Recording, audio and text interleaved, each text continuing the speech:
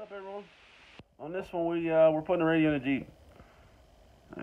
The radio's all right. That stock radio didn't have really an issue. It sounded good, but did not have Bluetooth. Only had an aux cord. Man, I really need to finish that. I hate listening to local radio. I really do. One, I hate commercials. Two, the last week, all it's been is talking about the president's speech and the Nancy, whatever the fuck her last name is, tearing up the paperwork and should this be that and should that be this. Listen, I don't express politics to anyone. I don't want to hear your side of it. I have my side, you have your side. It is what it is. I don't want to hear it on the radio all day long. I want to listen to music while I'm driving. I don't want to enjoy the drive. I don't want to hear talk radio. If I did, I'd listen to AM radio. So we're going to the Pandora. That's all I ever use. Pandora all day long, or Apple Music sometimes. Mostly it's just Pandora. I let it go. My Pandora station goes all over the place. It'll be country music. It'll go to rap. It'll play whatever. It's literally like Eminem straight to like Prince. I don't care. I just want to listen to music. I don't care what it is.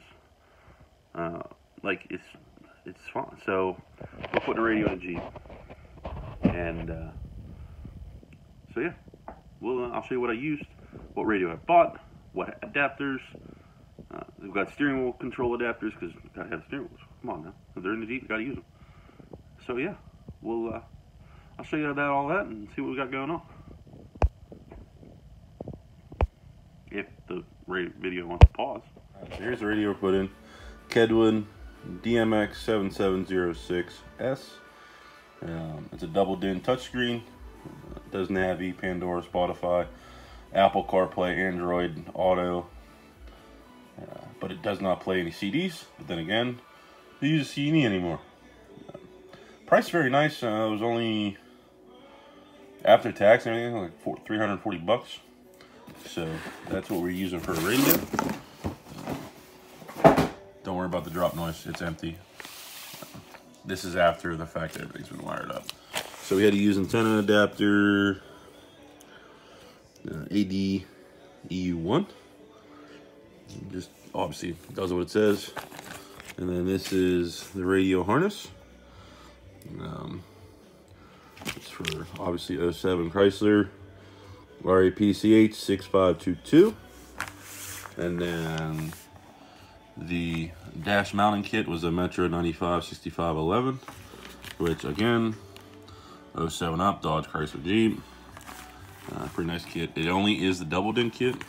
If you look on the directions, it shows for a single DIN. They do make that kit. This is not that kit. And then for the steering wheel controls, we used the Axis ASWC1. Pretty nice kit. The directions online, honestly, are pretty suck, but it was fairly simple to do.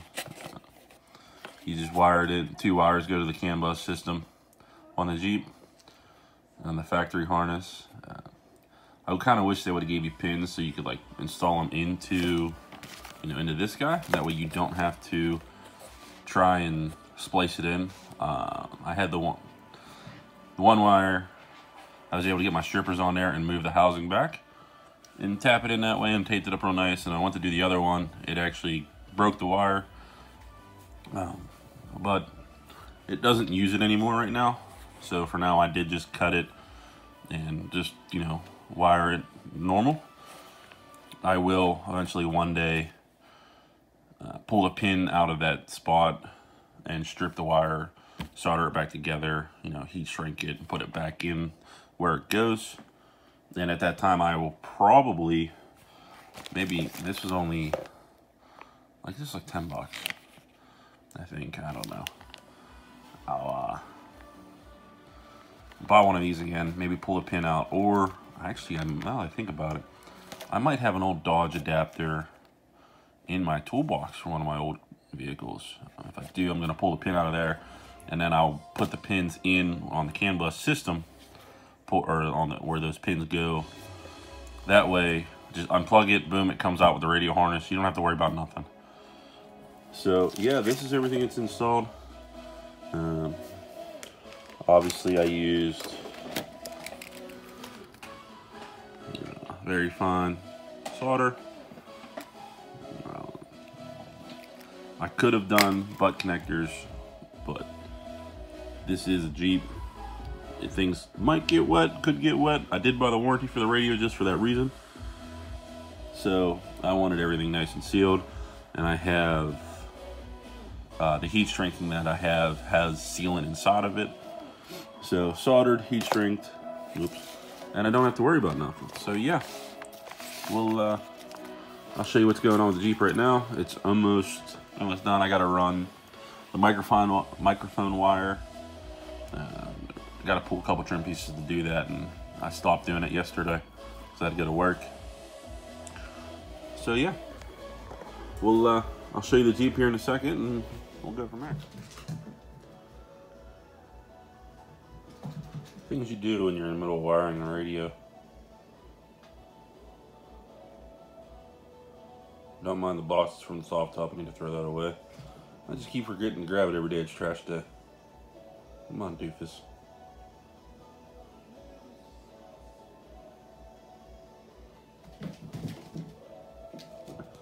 Alright, I'm getting back to the radio here in a second. Well, so here's the Kenwood radio we're using. I have it mocked up in there. Everything's wired up. I had to run that ignition switched wire. I just ran it down to the oh, I guess that's a little dark, huh? There we go. Well, maybe not.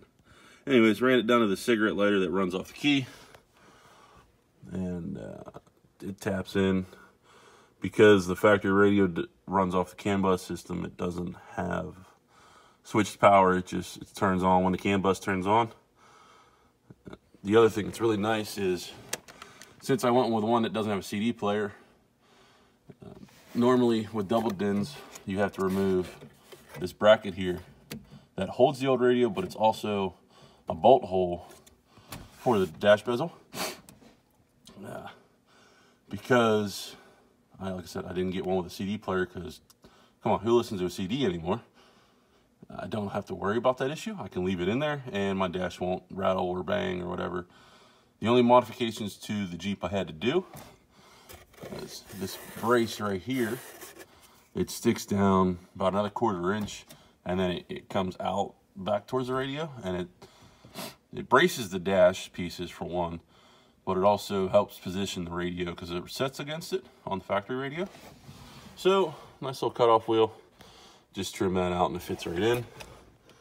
And so the only thing I got left, obviously, is snap the bezel back in. But before I do that, I have to finish running the mic.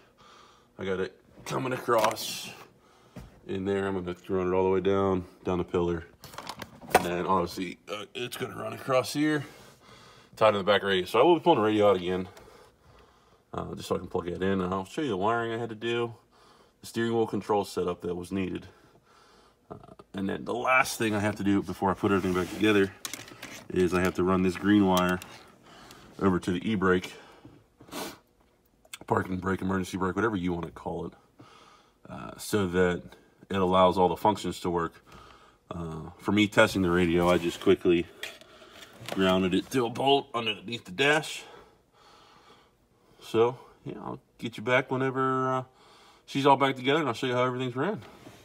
Okay, so like I was saying, I have the real nice shallow radius, so that bracket's still in there.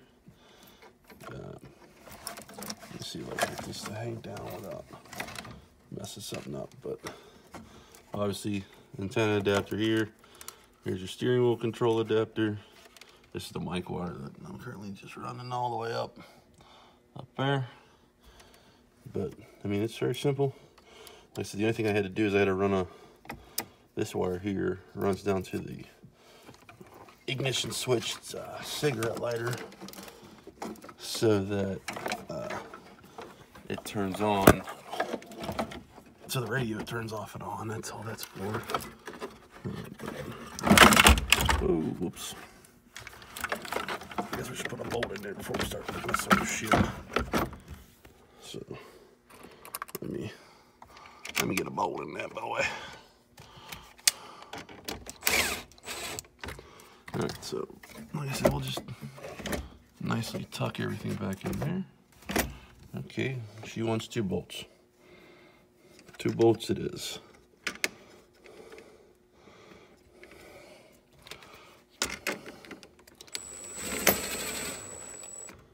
Nice and simple. Snug it. Snug it. But yeah, so we'll just quickly tuck everything back there so that nothing rubs on anything. And I don't have to worry about issues later down the road. And like I said, normally this bracket comes out for most double DINs. But because I went with a non-CD player one, I don't have to do that. And it's good because it access there. That is a bolt that holds the radio bezel on. And I don't want to lose that because the Jeep rattles enough. I don't need any more rattles. But I'm gonna finish throwing this all in here, button everything up.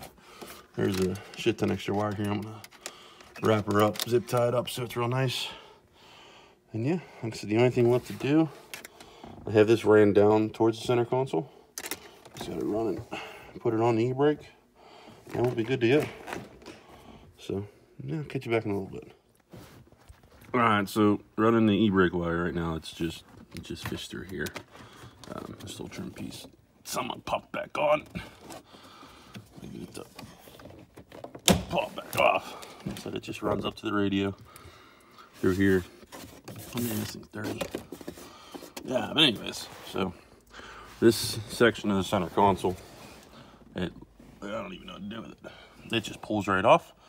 I had to unpop the shift boot just because that's a pain in the ass to get off. This one you had to pull up. Don't put your head by it because you do punch yourself in the head. But I had to remove. There's a Torx 30 here, and there's one on the back side. They're on each side.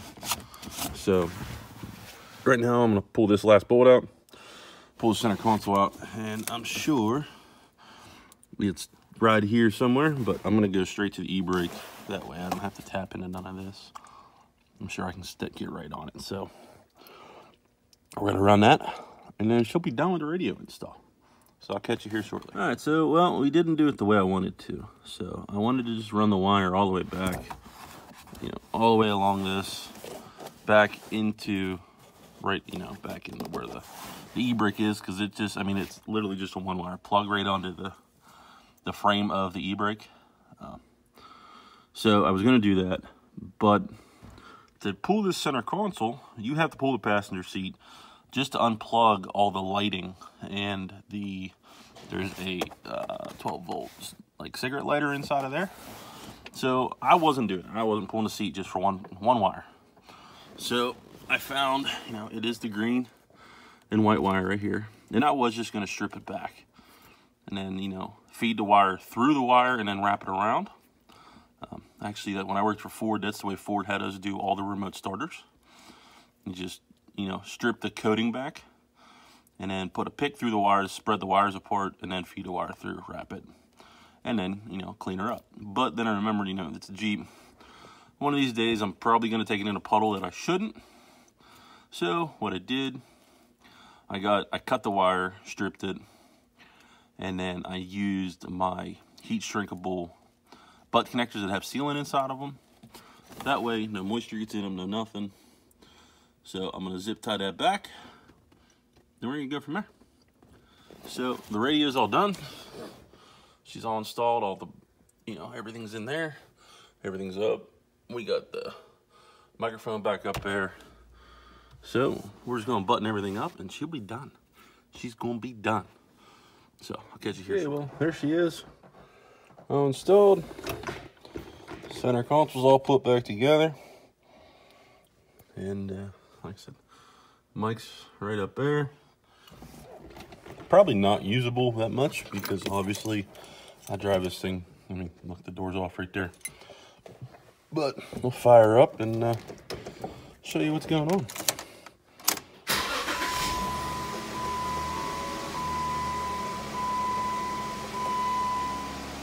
Obviously, nice Kenwood radio there. I would have liked the brackets to fit a little better, but the ones that were a little bit wider, didn't fit at all. So it should be connected to my phone, but I have the Bluetooth turned off on my phone right now. So radio, there we go. Let's see, that's volume. Let's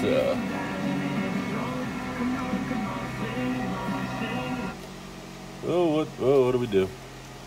Oh, it's trying to turn on to the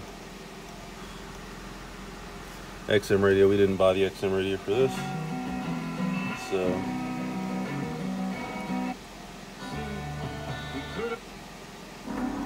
yeah, we'll get it.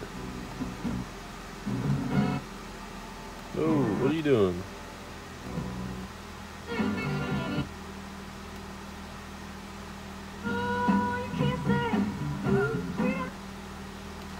Okay, I guess it doesn't want to play the #1 station we have.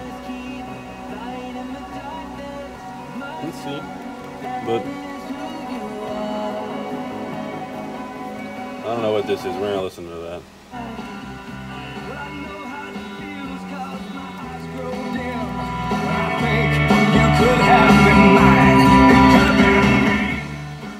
Well, there she is. No sound. Hopefully YouTube doesn't try to shut this video down because there's music in it.